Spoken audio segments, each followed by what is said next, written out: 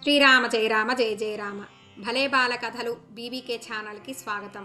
ముందుగా మన ఛానల్ని ఆదరిస్తున్న ప్రతి ఒక్కరికి కూడా ధన్యవాదాలు. ఇలాగే మీ ప్రోత్సాహాన్ని మరిన్ని లైక్స్, షేర్స్, కమెంట్స్ తోటి అందించాలని కోరుకుంటున్నాను. ఈరోజు మనం చెప్పుకోబోయే కథ పేరు ముసలివాడి కోరిక, అంటే ఓల్డ్ మ్యాన్స్ విష్. ఒక ఊరిలో ఒక పేద ముసలివాడు ఉండేవాడు అనమాట. అంటే పూర్ ఓల్డ్ మ్యాన్ ఉండేవాడు.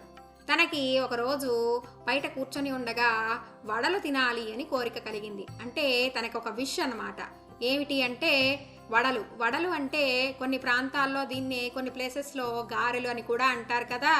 రౌండ్గా ఉంటాయి, వాటిని డీప్ ఫ్రై చేస్తారు కదా, వాటిని తినాలి అనిపించింది. అప్పుడు ఇల్లంతా వెతికి ఒక హుండీలో డబ్బులు చూసి ఆ హుండీని పగలగొట్టాడు. హుండీ అంటే కిడ్డీ బ్యాంక్, మనమందరము మనీ సేవ్ చేసుకుంటాం కదా, అదనమాట. దాన్ని పగలగొట్టి దాంట్లో నుంచి చిల్లర డబ్బులన్నిటినీ సేకరించాడు. అంటే చేంజ్ అంతా కలెక్ట్ చేశాడు. చేసి షాప్కి వెళ్ళి అక్కడ ఆ అంగట్లో షాప్ వాడి దగ్గర డబ్బులు ఇచ్చి ఆ వడకి కావలసినటువంటి నూనె, మినుములు, ఉప్పు కొనుక్కున్నాడు. నూనె అంటే ఆయిల్, మినుములు అంటే బ్లాక్ గ్రామ్ సీడ్స్ అనమాట, ఉప్పు అంటే సాల్ట్. వీటన్నిటినీ కొనుక్కొని ఇంటికి వచ్చి భార్యని పిలిచి, ఏమోయ్, నాకు వడలు తినాలని కోరికగా ఉంది కాబట్టి ఇదిగో ఈ వస్తువులు తీసుకొని, అంటే ఈ థింగ్స్ని తీసుకొని వడలు చేసి పెట్టు అని అడిగాడు.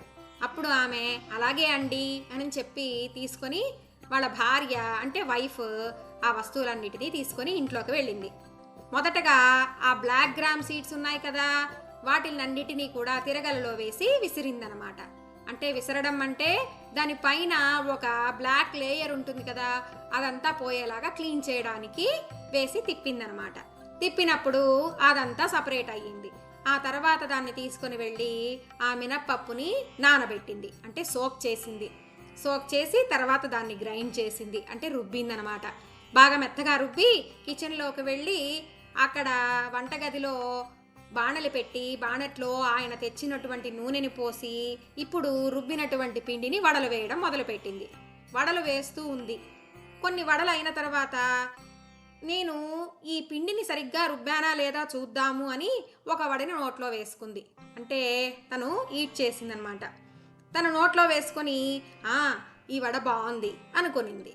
ఆ తర్వాత ఈసారి ఇంకొక వడని ఉప్పు సరిపోయిందో లేదో చూడలేదే అని చెప్పి ఇంకొక వడని తినింది.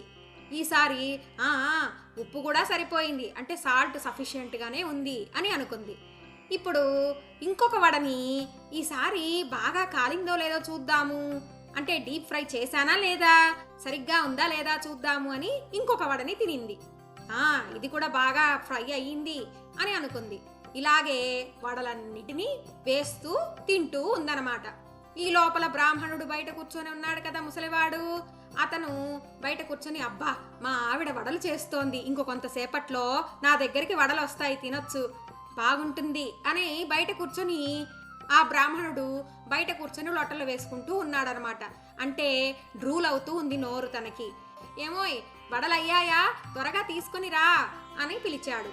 ఈ లోపల భార్య, ఇదిగో అండి వస్తున్నాను అని చెప్పి ఒక వడని ప్లేట్లో పెట్టుకొని తీసుకొని వచ్చింది. ఆ వడని చూసి బ్రాహ్మణుడు, త్వరగా తీసుకురా అని అన్నాడు. అంటే ఫాస్ట్ ఫాస్ట్ అని అన్నాడు అనమాట. సరే అని తీసుకొచ్చి పెట్టిన తర్వాత, ఏమిటి ఒకే ఒక్క వడ ఉంది, ఓన్లీ వన్ లెఫ్టా అని అడిగాడు. అప్పుడు ఆమె, అవును, ఇదొక్కటే ఉంది అనింది. అది ఏమిటి, అన్ని వడలు ఉండాలి కదా, అంత పిండిని రుబ్బావు కదా, రుబ్బిన పిండంతా ఏమైంది అని అడిగాడు.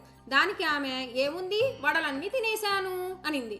అదేమిటి, అన్ని వడలు తినేశావా అని అన్నాడు. అప్పుడు దానికి ఆమె, అవును, అన్నిటినీ తినేశాను అనింది. అది ఎలా తిన్నావే అనగానే ఆ ఒక్క వడని కూడా తీసుకొని నోట్లో వేసుకుంది. అప్పుడు, అయ్యయ్యో, ఈ ఒక్క వడ కూడా నాకు మిగలకుండా పోయింది, ఇంత కష్టపడి నేను ఈ వడలు చేయించుకోవడానికి అన్నీ తీసుకొని వస్తే ఈ ఒక్క వడ కూడా నేను తినలేకపోయానే అని తన మీద చేతులు పెట్టుకున్నాడు ఆ పేద బ్రాహ్మణుడు. పాపం, అతని విష్ ఫుల్ఫిల్ అవ్వనే లేదు. ఈ రకంగా ఈ కథ ముగిసింది. ఫన్నీ స్టోరీ కదా, మీ అందరికీ నచ్చిందా? నచ్చితే ఖచ్చితంగా కమెంట్ చేయండి, లైక్ చేయండి. మళ్ళీ కొత్త కథతో కలుసుకుందాం. అంతవరకు కథ కంచికి మనం ఇంటికి. కృష్ణార్పణం.